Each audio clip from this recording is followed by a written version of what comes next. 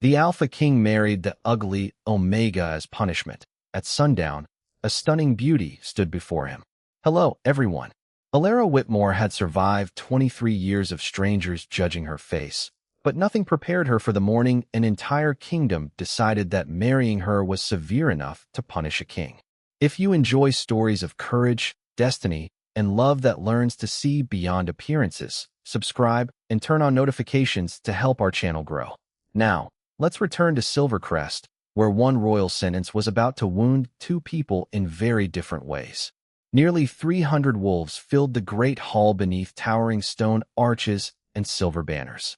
When the bronze doors opened, conversation faded into an uneasy hush. Alara entered alone. Her chestnut hair was pinned neatly at her nape, her pale green eyes steady despite the gray-violet markings spreading across her left temple, cheek, and down toward the collar of her modest blue dress. She knew those looks. Curiosity, pity, then the quick downward glance people used when they wanted their disgust to appear polite. Alara kept walking. At the far end of the chamber stood Alpha King Everett Calloway. 32, dark-haired and broad-shouldered. Everett wore authority with the restraint of a man who had never needed to raise his voice to command a room. A narrow scar traced his left temple. His cool gray gaze rested first on Alara, then shifted toward Marlowe Bennett as the senior elder opened a parchment bearing the council seal. Everett Calloway, Alpha King of Silvercrest, you knowingly broke the Western marriage accord negotiated under Crown law.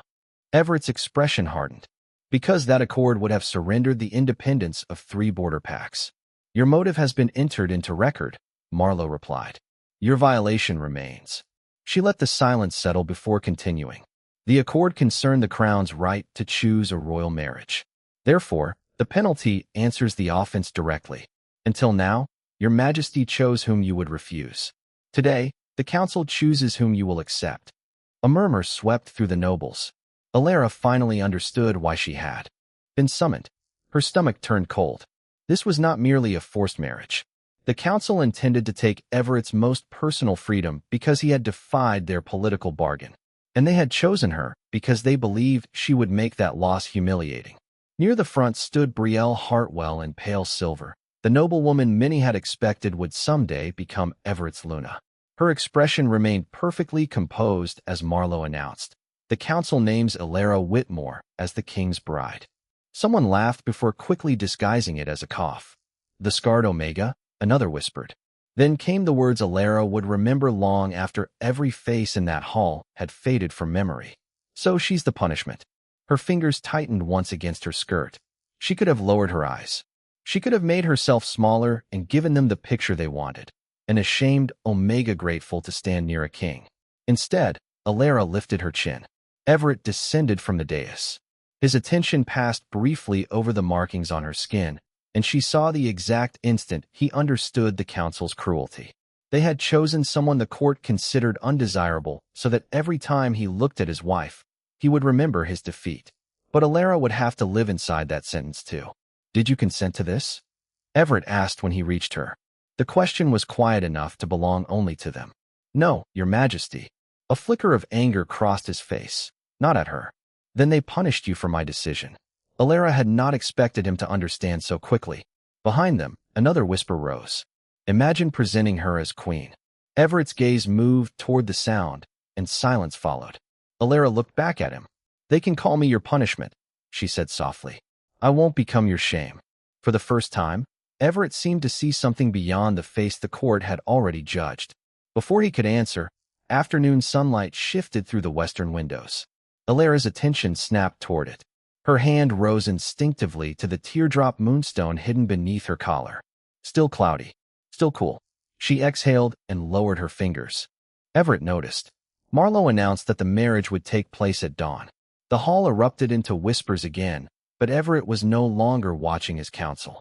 He was watching his unwilling bride, and wondering why a woman who had faced an entire court without lowering her head suddenly looked afraid of the setting sun. By dawn, Silvercrest had transformed the punishment into ceremony. White banners hung from the gallery rails, candles burned along the aisle, and servants moved with careful efficiency beneath the watch of nobles who had come less to celebrate than to witness. Alara stood in a small antechamber beside the chapel doors while June Whitmore fastened the final pearl button at the back of her ivory gown. Her aunt had arrived before sunrise from Hollow Pine, carrying no jewels, no attendants, only the quiet steadiness Alara had trusted since childhood. "You can still breathe," June murmured when she noticed Alara's rigid shoulders. "They haven't taken that from you." Alara almost smiled. "They seem determined to try." June's hand paused near the teardrop moonstone resting at Alara's throat. The stone remained cloudy beneath the morning light. For a moment, something unreadable passed across the older woman's face. "Keep this close today." "I always do." June nodded, though the answer did not seem to ease her. Before Alara could ask why, the chapel bells began. On the other side of the doors, Everett Calloway waited beneath the carved silver crest of his bloodline. He wore formal black instead of royal crimson, a choice many interpreted as defiance. Gideon Cross stood several paces behind him, expression guarded, while Marlowe Bennett held the binding document that would make the marriage law before it ever became anything resembling a union. When Alara entered, conversation dissolved into a hush. She felt the room studying the marks across her face, searching for proof that the council had succeeded in humiliating its king. Brielle Hartwell sat in the first row beside her family. Her pale gold gown caught every candle flame. As Alara passed, Brielle leaned slightly toward another woman and whispered just loudly enough to carry, at least. Punishment need not be permanent. Alara kept walking. Everett heard it too. His gaze sharpened, but he said nothing until Alara reached him. The vows were brief, legal, stripped of romance. Everett promised protection, title, and fidelity under Crown law. Alara promised loyalty to Silvercrest and honesty within the bond. When Marlowe asked Everett to place the royal ring on Alara's finger, his hand was steady. Hers was not. He noticed. Instead of rushing, he waited until she drew one slow breath and offered her hand willingly. It was a small courtesy, invisible to most of the court. Alara felt it anyway. After the final seal was pressed into wax, applause rose in scattered waves. No one cheered. The reception that followed was worse. People smiled too brightly, congratulated Everett with condolences hidden beneath polished words, and treated Alara as though she were an unpleasant clause in a political contract. She endured it until a lord she did not know lifted his glass toward Everett and said, "May your sentence prove shorter than expected." A few nearby guests laughed. Everett set down his own glass. "My wife is standing beside me." The laughter died. His tone never rose. It did not need to. The Lord bowed and withdrew. Alara looked at Everett, surprised despite herself. "Thank you. You should not have needed me to say it." "No," she replied. "But that has never stopped people from needing to hear it." Something almost thoughtful entered his eyes. Later, when the crowd thinned, Everett led her to a private terrace overlooking the western gardens. The distance between them felt safer without an audience. "I want us to understand each other," he said. "You will have your own rooms, your own household, and every protection my name carries. I will not mistreat you, but I will not pretend this marriage began with affection." Alara turned toward him. "I never asked for affection." He seemed caught by the answer. "Then what do you expect from me?" "Only this. Do not let them strip away my dignity simply because marrying me wounded yours." The words landed harder than anger would have. Everett looked toward the garden below, jaw tightening. "Agreed." A late wash of amber light touched the terrace railing. Alara stiffened. Beneath her gown, the moonstone warmed against her skin. She covered it instinctively with her palm. Everett noticed the movement. "Are you unwell?" "Just tired." She stepped back before the light could shift further. "I would like to retire." He let her go, but his eyes followed her until the terrace doors closed. Alone in the corridor, Alara quickened her pace as the sun lowered toward the hills. At her throat, the cloudy stone had begun to catch a faint silver glow. The silver glow vanished the moment Alara closed the curtains of her new chambers. She stood in darkness, one hand pressed over the moonstone, waiting until its strange warmth faded. Whatever was happening, she could not afford questions. Not here, where curiosity traveled faster than kindness. By morning, she had convinced herself the change was exhaustion. Silvercrest gave her little time to reconsider. Her first duty as queen consort was to inspect the household wing with the palace steward, and before noon, she heard a sharp cry from the laundry room. A young maid sat on the floor beside an overturned basket, blood running from a cut across her palm. While others fussed over the stained linens, Alara knelt. "Let me see." The girl hesitated at the sight of her, then offered her hand. Alara wrapped it with a clean strip of cloth and asked another servant to fetch the healer. "The sheets can be washed," she said softly. "She cannot." Neither woman noticed Everett standing beyond the doorway with Gideon. The king had been crossing the corridor when the commotion stopped him. Gideon glanced sideways. Not quite what the court expected. Everett watched Alara help the maid to her feet. The court rarely expects anything useful. That afternoon brought a harsher test. A young Omega page named Clara dropped a tray outside the council chamber after Lord Harlan stepped deliberately into her path.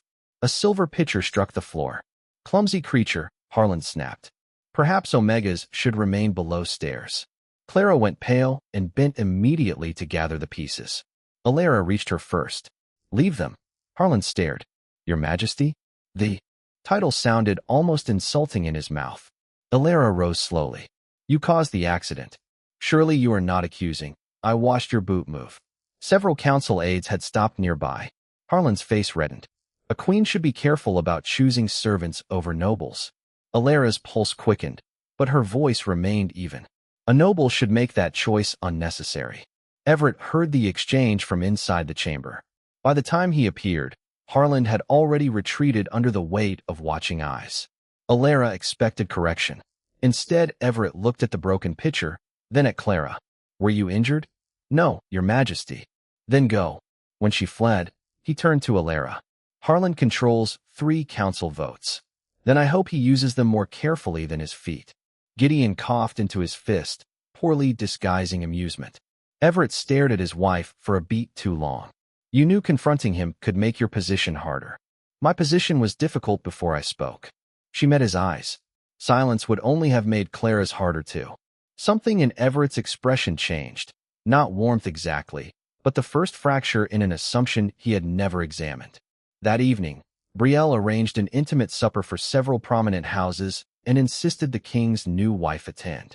Alara recognized the trap as soon as she entered. Every woman wore elaborate court jewels and ceremonial colors, while no one had told Alara the dinner was formal. Her plain sage dress drew immediate glances.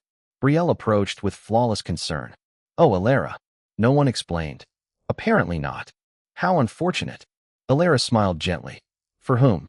Brielle's expression tightened. Across the table, Everett lowered his wine without drinking. He was beginning to understand that Alara did not survive cruelty by failing to feel it. She survived by refusing to hand it back. Dinner stretched toward evening. Then sunlight from the tall western windows shifted across the table and touched Alara's cheek. A strange warmth moved beneath her skin. Brielle stopped speaking. Everett's eyes narrowed.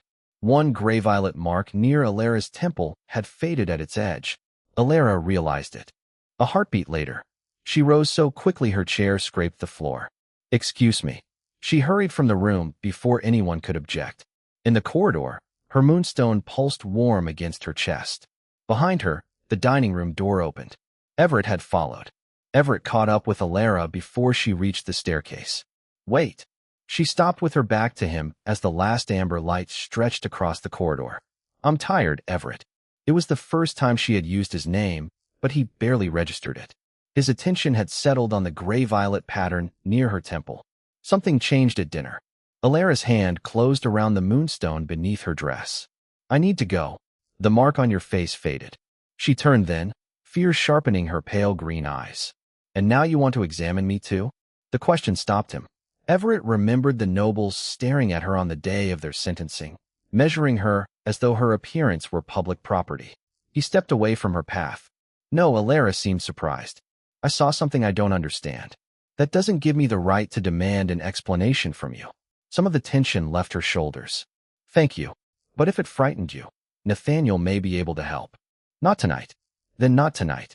Everett watched her disappear upstairs without following. The next morning, Alara made the choice herself. She found Dr. Nathaniel Brooks in the Royal Infirmary and allowed him to inspect the markings while Everett remained several feet away. Nathaniel studied one edge through a small magnifying lens, then frowned. "Who told you these were scars?" "Everyone." "Everyone isn't a diagnosis." He touched her cheek only after she nodded permission. There's no damaged tissue. No ordinary discoloration. Whatever these are, they are part of the skin without behaving like the skin. Alara felt suddenly cold. What does that mean? It means I don't know yet. Nathaniel glanced at the teardrop pendant resting against her collarbone. And that stone. My mother's. Does it ever change? Alara remembered its silver glow. Sometimes it feels warm. Everett heard the hesitation but did not challenge her. Before Nathaniel could continue, a palace servant entered carrying a letter delivered by courier from Hollow Pine. Alara recognized June Whitmore's handwriting immediately. She broke the seal with unsteady fingers. Alara, if the marks have begun changing, then I waited too long. Your mother believed distance from Royal Moonstone would keep what she feared asleep. Silvercrest was built around old Moonstone wards. If anything happens as daylight fades, do not assume you are ill. And whatever you see, remember this. Nothing is being taken from you. Something hidden may simply be waking. Alara read the final line twice. My mother knew. Nathaniel leaned forward. Knew what? I don't know. Anger rose beneath her fear. June had spent years answering questions about her face with gentle evasions. Now her dead mother seemed to have left a secret inside Alara's own body. Everett did not ask to see the letter. Do you want someone sent for your aunt? Alara folded the page. Yes. That single answer changed the course of everything. For the first time, she was choosing to uncover what her family had hidden instead of protecting their silence. But June was hours away, and evening came first. As sunset approached, the moonstone began pulsing with warmth. Alara left her chambers, unable to endure another night waiting behind closed curtains for something she could not name. She crossed into the western garden and stopped beside the fountain among white roses. The lowering sun touched her cheek. A tingling sensation moved across her skin. She raised trembling fingers to the markings and felt smoothness where familiar texture should have been. Her breath caught. The fountain offered only a broken reflection beneath moving water. She bent closer, frightened by the unfamiliar fragments staring back. Behind her, Everett's council meeting had ended early. Remembering the way she had watched the sun since the day they met, he went toward the western garden, not to corner her, but because he finally understood that sundown was what she feared. He entered as the last rim of gold touched the hills. A woman stood beside the fountain in Alara's dress, chestnut hair loosened over her shoulders, her face turned away. Everett stopped. Who are you? The woman became motionless. The sun slipped lower. Then Alara slowly turned toward her husband. For one suspended heartbeat, Everett forgot how to speak. The woman before him had Alara's chestnut hair, her pale green eyes, her sage dress, even the moonstone pendant trembling against her chest. But the gray violet markings were gone. In their place was clear skin warmed by the last trace of evening, revealing delicate features the court had never seen. Alara watched recognition struggle against disbelief in his face, and something inside her hurt more than she expected. Alara. His voice was barely audible. She nodded. Everett took one step closer, then stopped himself. His stare moved over her as though searching for some trick. How? I don't know. You didn't know this would happen? Not like this. She pulled June's letter from her pocket and held it out. My aunt knew something. My mother did too. Apparently, everyone who could have given me answers decided silence was safer. Everett read the warning, his expression hardening. When he looked up, wonder had replaced suspicion, and that wounded her in an entirely different way. All her life, strangers had looked away too quickly. Now the same man who had barely studied his bride could not seem to look away at all. Please stop, she whispered. Stop what? Looking at me as though I became someone else. Shame crossed his face. I didn't mean, yesterday these halls called me ugly. Tonight I have the same mind, the same heart, the same memories. Yet suddenly you look astonished to find me standing here. Everett had no defense that did not sound cruel. Alara gave a small, bitter laugh. Would you have looked at me this way yesterday? The question struck with greater force than accusation. He remembered her kneeling beside the injured maid, standing between Clara and a powerful lord, enduring her wedding without surrendering her dignity. None of those things had changed with the sunset. Only his eyes had. No, he admitted. Alara blinked, surprised by the answer. I won't insult you with a lie. His voice lowered. And I don't like what the truth says about me. Footsteps sounded from the gallery. Alara instinctively turned away. No one can see me. Everett understood immediately. If the court discovered this before they understood it themselves, she would become a spectacle again, only for the opposite reason. Gideon appeared beneath the archway and halted when he saw them. His hand went to his sword before recognition slowly dawned. "Your Majesty?" "Not a word," Everett ordered. Gideon looked from Alara to the king, then bowed. "Understood." That single witness changed everything. The secret no longer belonged only to Alara, and Everett could no longer pretend the woman he had married was merely the council's punishment. "Nathaniel needs to examine what happened," he said. Alara's shoulders stiffened. "You promised the choice was mine." "It still is." Everett removed his cloak and offered it to her, not to hide ugliness now, but to protect her from curious eyes. "But whatever this is, someone knew enough to warn you. I want to know whether you're in danger." Alara studied him before accepting the cloak. "I'll speak to Nathaniel tomorrow. On one condition." "Name it." "No council, no nobles, and no one decides what happens to me because they suddenly approve of my face." Everett's gaze held hers. "You have my word." She drew the cloak around herself, making the decision irreversible. Tomorrow she would stop hiding from the question that had followed her since childhood. As Gideon cleared the corridor for their return, Everett walked beside her without touching her. Yet everything between them had changed. Near the palace doors, the moonstone flashed silver once against the dark fabric. Everett saw it. This time, so did Alara. By morning, the gray-violet markings had returned exactly as they had been before sunset. Alara sat in Nathaniel Brooks's examination room while he compared her skin with notes from the previous day. Everett remained near the door, deliberately giving her space. June Whitmore had arrived from Hollowpine before breakfast, still wearing her travel cloak. She had barely entered when Alara placed the letter on the table between them. "No more protecting me with half-truths." June looked at her niece for a long moment. "No more." Nathaniel set the moonstone pendant beneath his magnifying lens. A faint silver thread seemed trapped deep inside the cloudy stone. June drew a slow breath. "Your mother called it the moon veil." Alara touched her cheek. "What is it?" "Protection that outlived the danger it was created for." June explained that generations earlier, women in their maternal line had possessed an uncommon healing gift. Their abilities brought attention from powerful alphas who wanted more than healers. They wanted wives whose daughters might inherit the same gift. One of Alara's ancestors turned to old lunar magic for protection. "The moon veil did not create ugliness," June said.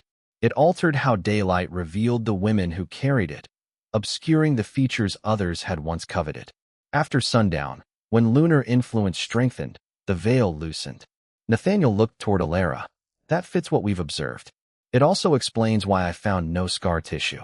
Everett's gaze shifted to the pendant. "And silver crest?" June nodded. "Your palace stands within ancient royal moonstone wards." Alara's mother believed distance from them would keep the inherited spell quiet. Bringing her here awakened it fully. Alara stared at her aunt. "So mother knew this could happen." "She suspected. And you let me spend my life believing there was something wrong with my face." June flinched. "We were afraid knowledge would lead someone to you." "Someone already did." Alara's voice broke despite her effort to steady it. "Every cruel child. Every stranger who stared.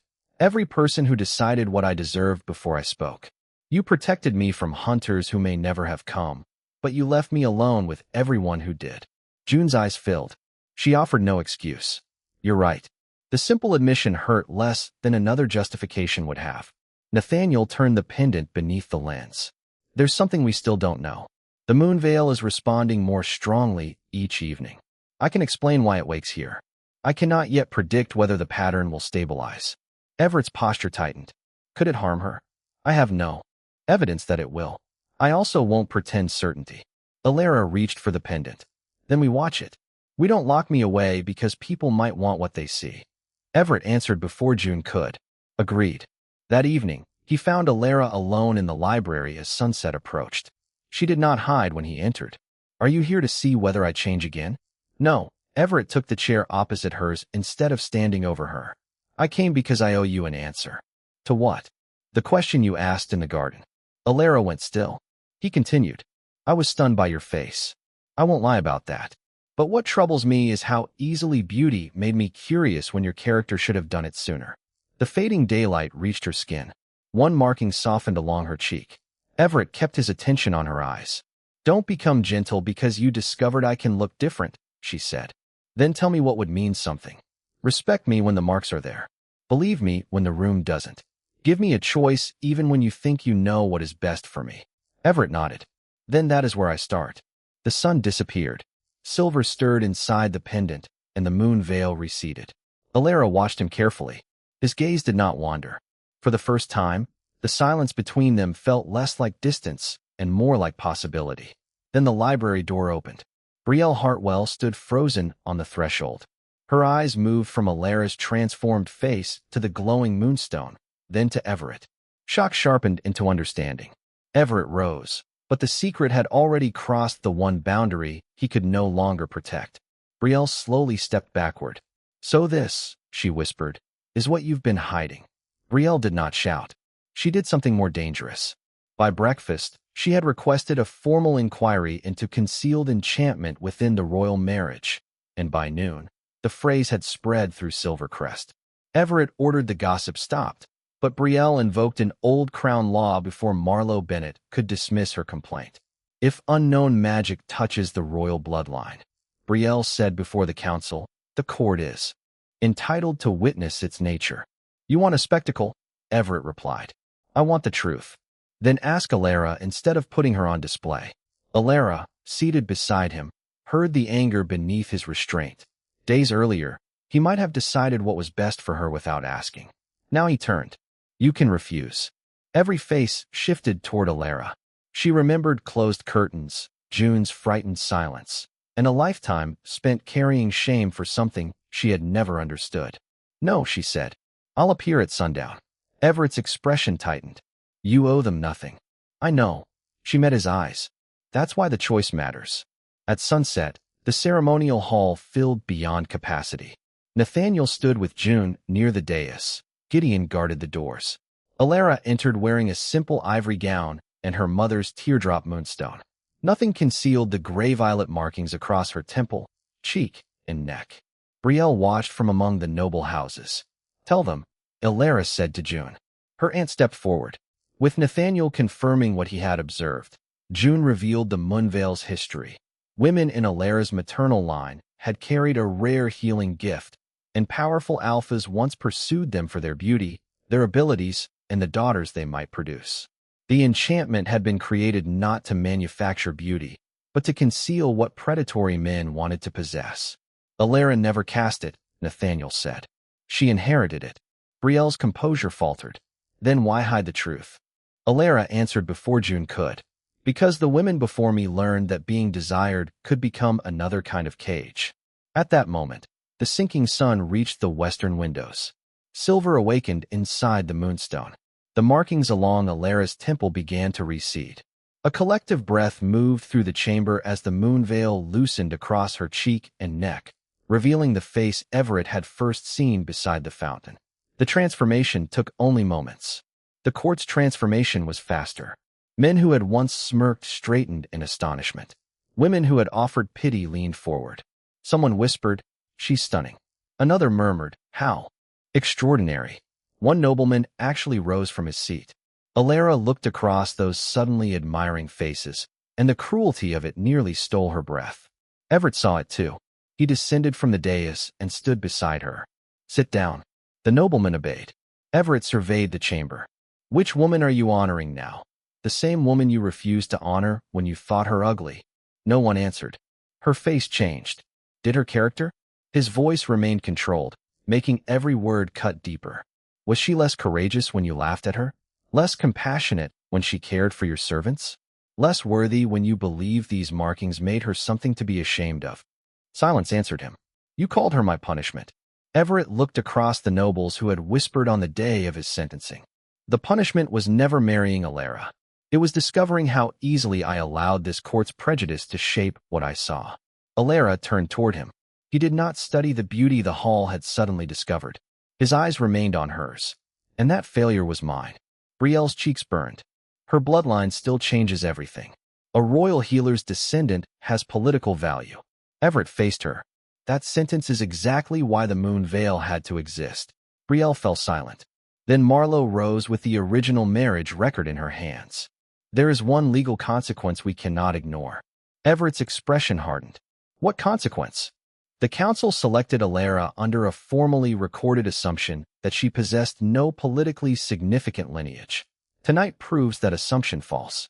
Uneasy murmurs spread through the chamber. Alara's fingers closed around her moonstone. Marlowe continued. The council may review the terms under which this marriage was imposed. More importantly, Crown law gives Alara herself the right to petition for annulment. If she exercises that right, neither the council nor the Crown may compel her into another union. Everett went completely still.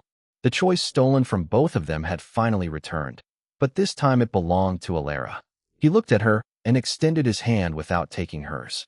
Whatever you decide, he said quietly, this time it will be yours.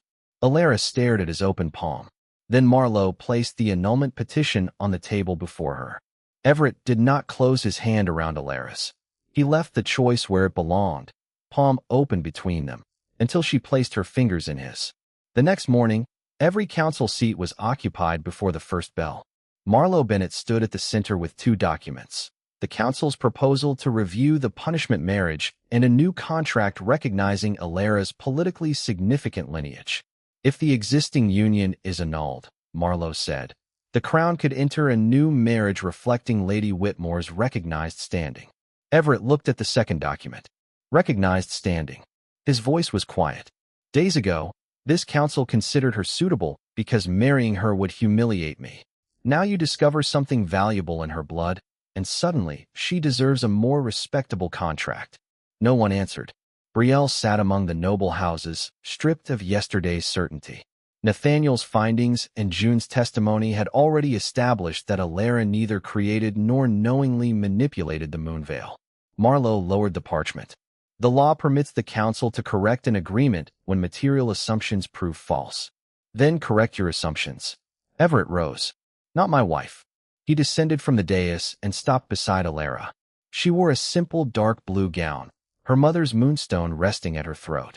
Morning had returned the familiar gray-violet markings to her skin. Everett never glanced at them. I reject the council's proposal. A councilman leaned forward. Your Majesty, a new contract would restore the dignity of the Crown. By declaring Alara worthy only after learning that her lineage has political value? Everett shook his head. No. The dignity that needs restoring belongs to the woman this council used as an instrument of punishment. Alara's breath caught. Everett took the original marriage record from Marlowe and placed it on the table. But rejecting your proposal does not mean I intend to keep Alara bound to a marriage she never chose. He turned toward her. The entire chamber seemed to disappear from his attention. If you want an annulment, I will not oppose it. Alara searched his face. Even if it means I leave Silvercrest. A flicker of pain crossed his eyes. Especially then. Freedom that depends on choosing me is not freedom. The words settled over the chamber. Everett removed the royal signet from his finger and set it beside the record. If Alara petitions for annulment, she will retain her title until she chooses otherwise, along with her residence, protection, and full independence. No council will trade her into another alliance. No king will decide for her. For the first time since entering Silvercrest, Alara was not being offered a better cage. She was being shown an open door. Brielle rose slowly from her seat. Alara. The room tightened. Brielle's practiced elegance was gone. What I did was cruel. I told myself I was defending the crown, but I was defending the future I thought should have been mine. Alara studied her. You hurt me before you knew anything about me. I know. And discovering my face changed nothing about what you did. Brielle lowered her eyes. I know that too. Alara did not offer easy forgiveness. Then remember it. Brielle nodded and sat down. Marlowe placed the annulment petition before Alara. The decision requires only your signature. Everett stepped away from the table. He did not ask her to stay. That mattered more than any declaration he could have made. Alara touched the pen, then withdrew her hand. I won't decide while hundreds of people are waiting to see which choice satisfies them. Marlowe inclined her head. Then you will decide privately. She sealed the petition and gave it to Alara. The council adjourned without a vote. Later, Nathaniel confirmed that the moon veil had stabilized. Silvercrest's wards had awakened the inherited enchantment but were not harming her. June found Alara afterward and apologized without defending the years of silence. This time, Alara allowed her aunt to hold her. Near evening, she returned to her chambers and found a small envelope beneath the door. Everett had sent no jewelry, no command, no plea, only a handwritten note. If you are willing, meet me in the Western Garden tomorrow before sundown. Alara looked at the unsigned annulment petition on her desk, then at her reflection, the moon veil still visible across her face. For the first time, tomorrow did not frighten her because of what sunset might reveal. It mattered because before the sun went down, she would finally decide whom she wanted to be when no one else was choosing for her. By the time Alara entered the Western Garden the next evening, the annulment was already legal. That morning, with Marlowe Bennett and 2 council witnesses present, she had signed the petition ending the marriage imposed as Everett's punishment. He had added his signature without argument. No crown privilege, no condition, no attempt to keep her. For the first time since Alara had entered Silvercrest, nothing bound them except what they might choose next. Everett waited beside the fountain among the white roses, dressed simply in charcoal, his crown nowhere in sight. The sun still hung above the hills. Alara's moon veil remained fully visible across her temple, cheek, and neck. His eyes found hers and stayed there. You came. I almost didn't. He nodded. I would have understood. That answer carried more weight than persuasion could have. Alara approached the fountain. Everett held the original punishment decree in his hand. Marlowe said this no longer has legal force. He offered it to her. I thought you should decide what remains of it. Alara took the parchment bearing the seal that had once reduced her to someone else's sentence. When I first saw you in that hall, Everett said, I understood why they had chosen you before I understood who they had chosen. He did not soften the confession. I let their judgment become mine.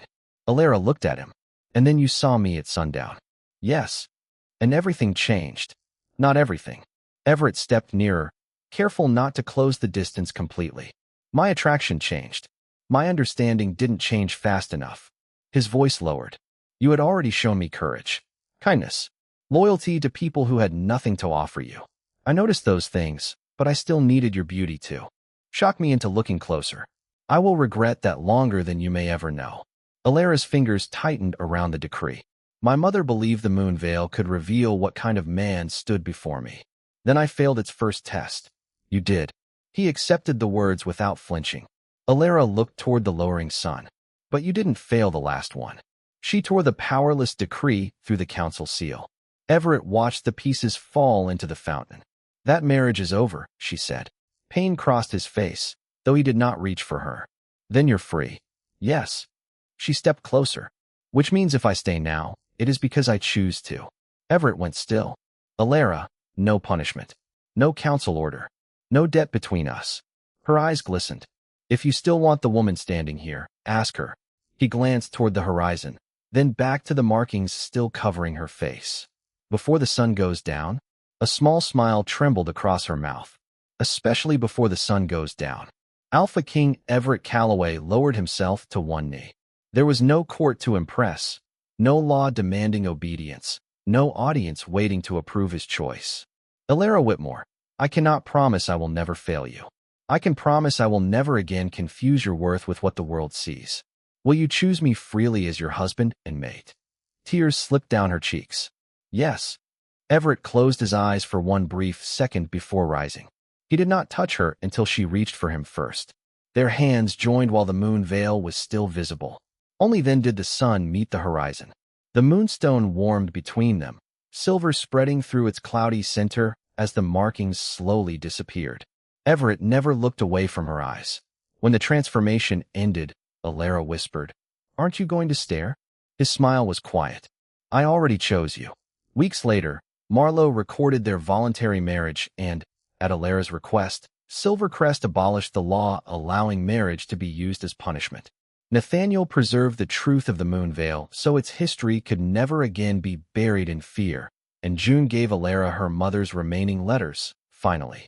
Allowing love to exist without secrecy. Brielle offered an apology without excuses.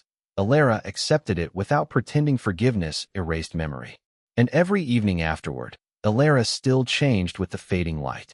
Everett eventually stopped noticing when it happened. because Sundown had revealed a stunning beauty to the Alpha King. But the greater revelation was the woman who had been standing before him all along.